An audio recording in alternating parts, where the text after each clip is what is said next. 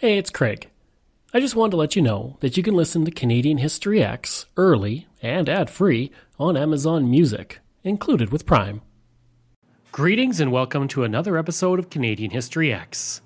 If you'd like to support the podcast, you can for as little as $3 a month. Just go to patreon.com/CanadaEHX. You can also donate to the podcast by going to CanadaEHX.com and clicking donate. Don't forget, I have two other podcasts out there, From John to Justin, which releases every single Friday, and Canada's Great War, which releases every single Sunday. If you like, you can email me at craig@CanadaEHX.com. You can find me on Twitter. My handle is Craig Baird, CraigBaird, and I'm on Instagram. Just do a search for Bairdo37. Today I'm speaking with Geoff Mynett. He wrote the book Pinkertons and the Hunt for Simon Gunanoot. And it's a fantastic book because it looks at the Pinkertons and their hunt for this man who supposedly killed two people in the early 1900s. I'm not going to give too much away, but it's a very interesting story and one that I really enjoyed reading. So we're going to get right to it. What kind of inspired you to start writing this fantastic book about the Pinkertons and their hunt for Simon? Well, it's a fascinating story. It's one of the great crime stories of British Columbia. This man who was accused of these double murders, and he spent 13 years out in the mountains and lakes and forests and wilderness, while the police searched for him very vigorously. And then he gave himself up in 1919 and was tried for murder. So it's a fascinating story with great characters and drama and all the question marks and good crime story, like did he do it, who was helping him, who was not helping him, etc. So it's a fascinating story, and I was interested in the area anyway because my first book, the biography of a pioneer who went up in 1900. So it's a great story. What was the research like for this? Because, it is only a century ago, so it's not like we're dealing something, 2,000 years ago. But was it tough to find a lot of the information, especially to do with the Pinkertons, with their dispatches and their entries related to the search? Well, it's all about research, isn't it? And it's all about enjoying research, which I do. I was in the archives in British Columbia doing research for my first book, and came across these reports written by the Pinkertons operatives, which really have not seen the light of day since they were left there 100 years ago. There was one biography of Simon Gunanoot in 1980, and the author had read the reports, but most people haven't seen them. And they give a fascinating glimpse of life in Hazelton at the time and the search. So with the reports in hand, I was able to develop the idea and dig further research into the letters between the policemen in Hazelton and in Victoria, and some memoirs and some diaries. And bit by bit, you get the information that you are looking for. Do you feel like it's a unique story to tell? Just because when we think of the Pinkertons, we think of, they were like part of the Secret Service, I think, for Lincoln. They were this legendary force who was always able to catch the people that they were after, but they never did catch Simon. They certainly tried. They tried desperately to find this guy, but no luck. So it was kind of interesting to see that angle of this sort of investigation that wasn't successful for them. Oh, very interesting. And like most myths and legends, it isn't always true. They didn't always get their man.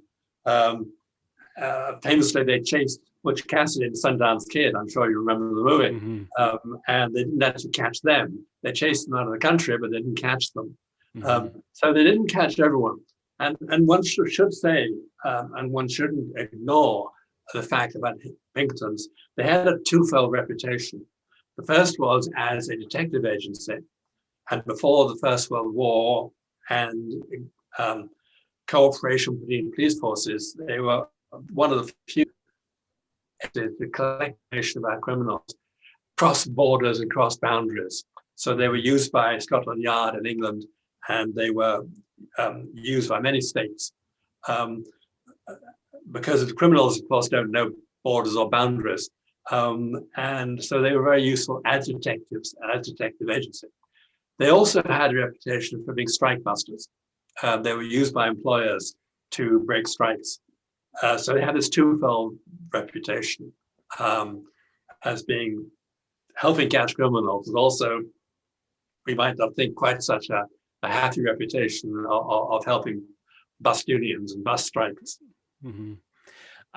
One thing I wondered about when I was reading this was just how nobody figured out that these guys were hunting Simon. I mean, I know they had the cover of they were looking for a coal mine, they were prospecting, but over the course of all the time that they were there and all the time they talked to people about Simon, and how did nobody really figure out that these guys were hunting for Simon? Well, that's one of the questions I ask in the book towards the end is who did guess they were, in fact, if not Pinkertons, they were detectives. And as you say, they were interested in Simon, and they wrote a lot of letters, and most prospectors wouldn't be writing so many letters. So who, if anyone, did guess? If anyone did guess, they kept it to themselves.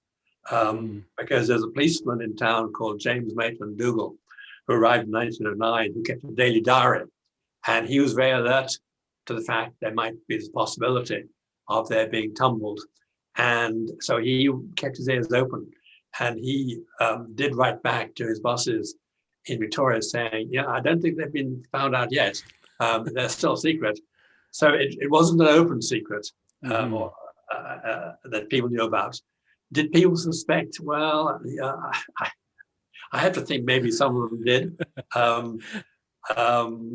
There was the postmaster, who was also the leading merchant in town, who also, on the side, quietly bought furs that Simon had shot. And, here are two prospectors coming in to collect mail, and they sent mail once or twice a week over a year. I would have been suspicious. Absolutely, yeah. And then looking at Simon, when we think of somebody who's accused of shooting two people, we think of, this terrible person. But in reality, Simon was extremely well liked in the area. And you do touch on in your book, but do you think that was a big reason why it took so long? And it was only when he finally turned himself in that he was finally, caught, I guess, because he was so well liked in the area? Yes, people were very sympathetic to him. He was well liked. He was a merchant. He got on with people. And the first person he murdered was putting it charitably, a bit of a thug. He had a very bad reputation for just being not a desirable person. To give you an example, there's one time when he had a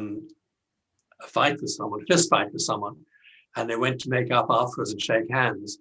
And when he went to shake hands, in his hand he had a rock, and he hit the man around the head with it, knocked him down. So that isn't fair game.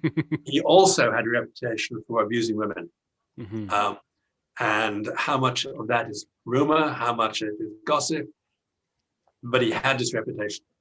So people weren't too sorry when McIntosh was shot. I think most people felt that he had it coming and they weren't going to give Gunn up the police anyway. So I think come 1919, when he did surrender to the police, I think people thought that there weren't any witnesses around and people wouldn't prosecute him very hard and he'd get off, which he did. But there were witnesses around still. So yes, there's a huge sympathy for him in the district. So after such a long time, I think, like you said, it was about 13 years where Simon finally turns himself in. Why does he turn himself in? I mean, he probably could have just lived the rest of his life. Nobody really seemed to care about this murder. Everybody was helping him in some way. So why did he eventually decide, like, okay, I'm going to turn myself in for this crime that, by that point was 13 years in the past? And before the First World War. And the First World War closed many doors of the past and changed so much.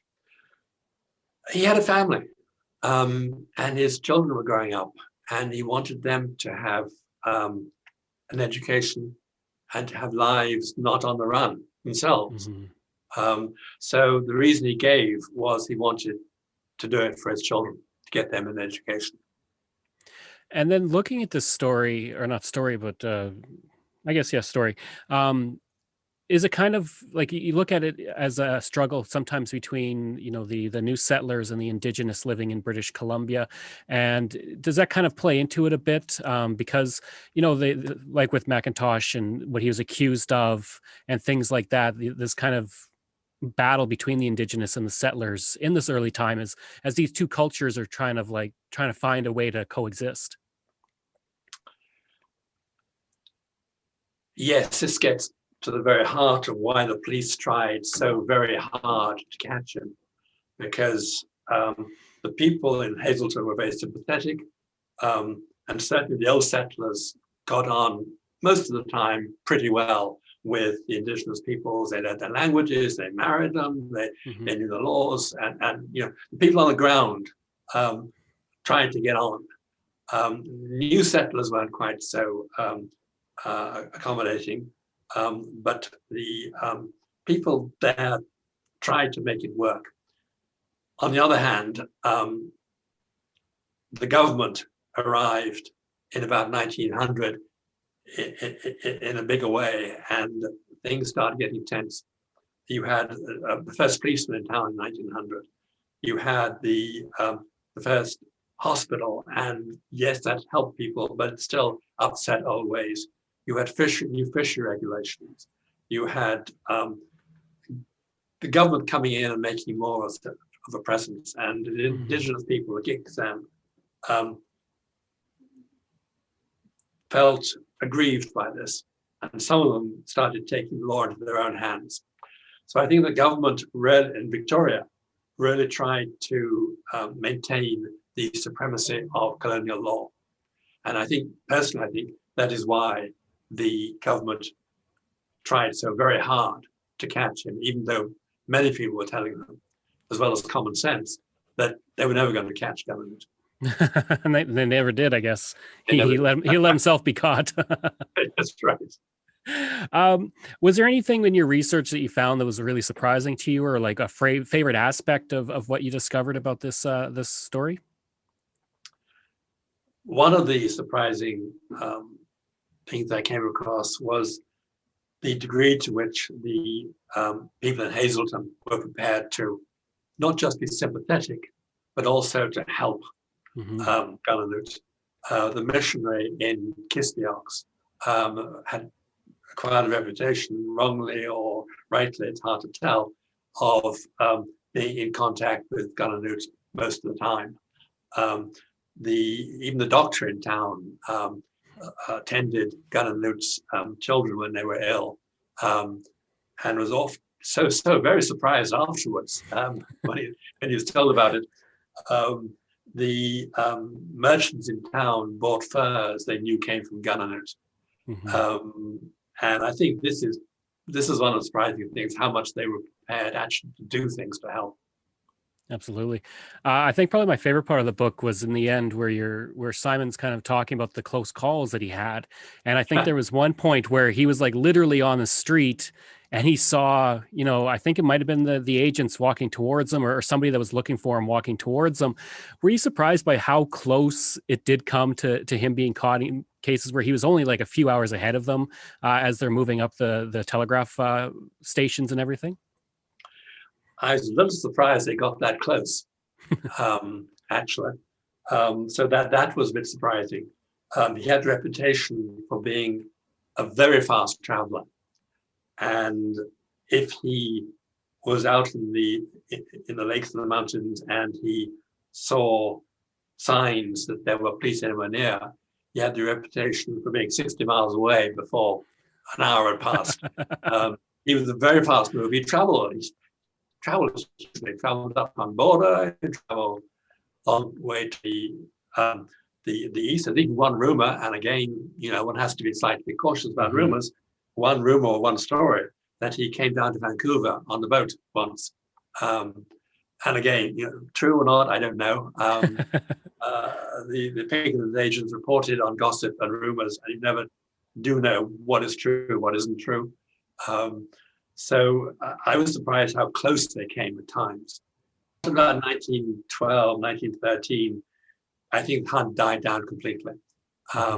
The Attorney General changed, and he was very much in favor of continuing the pursuit. The police chief in Victoria died.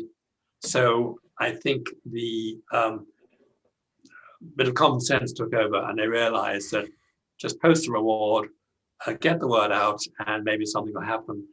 And so what? And I think everyone calmed down a bit after then. So you wrote this book, you've written previous books. What next are you going to kind of dive into? What story are you looking at or hoping to research next about something in Canadian history? Well, Caitlin Press, who published Pinkertons and Hunt Simon Gunnernoot, are publishing my next book in the fall of this year. And this is, again, stemming from the research I did in the archives, mostly before COVID struck. It's called Hazelton Murders on the Skeena. And this is about a dozen murders that took place in and around Hazelton between 1844 and 1914. And I'm not sure if Hazelton is any more of a murderous place than anywhere else in the province. But there seem to be a lot of very interesting murders in and around Hazelton. So I've looked at these murders and written a book about them. But that's coming out in the fall. That's coming out in the fall. That's surprising that such a small place that would have... I mean, it's spread over the case of 60 years. It's not like it's, in 2 years, but still, that's quite, even for Canada, like that's quite a few murders for such a small area. Absolutely. Well, that's what intrigued me. Hazelton's, it's a beautiful place. Beautiful people live there. And for about 60, 70 years, it was the most, probably the most important place in northern British Columbia, in the interior of northern British Columbia. Because it was the place where, after 1891, steamers reached upriver. It was a place where the coastal indigenous people traded with the Wet'suwet'en and interior indigenous people. And it was a place to which supplies were brought upriver and then taken on by mule train to the telegraph operators after 1900, to the miners and prospectors in the Omanika Mountains, and to the increasing number of settlers in the Barclay Valley. So it really was even though small, very small, it was quite an important place. And a lot of people came through there, and some never came out. I guess the last question is, if people are interested in the book and if they're interested in you, they want to reach you, or they want to find the book, where can they do that? Well, I always give the first plug to independent bookstores because they all struggle these days, and they should all be supported. But then there's the Caitlin Press webpage, that's caitlin-press.com, Amazon.ca, Amazon.com hasn't quite got it yet, but Amazon.ca. Those are the three places to buy it. So feel free and go and enjoy reading about crime in northern British Columbia. I hope you enjoyed that interview, and if you did, please leave a rating and review. If you like, you can reach me through email at craig@canadaehx.com. You can also visit my website where you'll find hundreds of articles on Canada's history as well as all my podcast episodes. Just go to canadaehx.com. And don't forget, you can support the podcast through Patreon. There are multiple tiers to choose from, all with great benefits. You can support the podcast for as little as $3 a month, just like all of these wonderful patrons have, and I apologize if I mispronounce any names.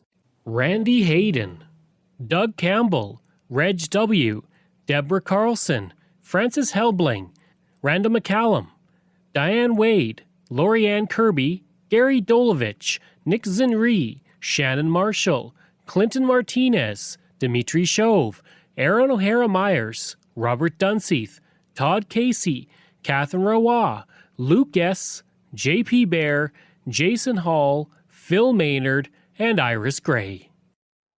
If you want, you can find me on Facebook. Just go to facebook.com/CanadianHistoryX. You can find me on Twitter. My handle is Craig Baird, CraigBeard.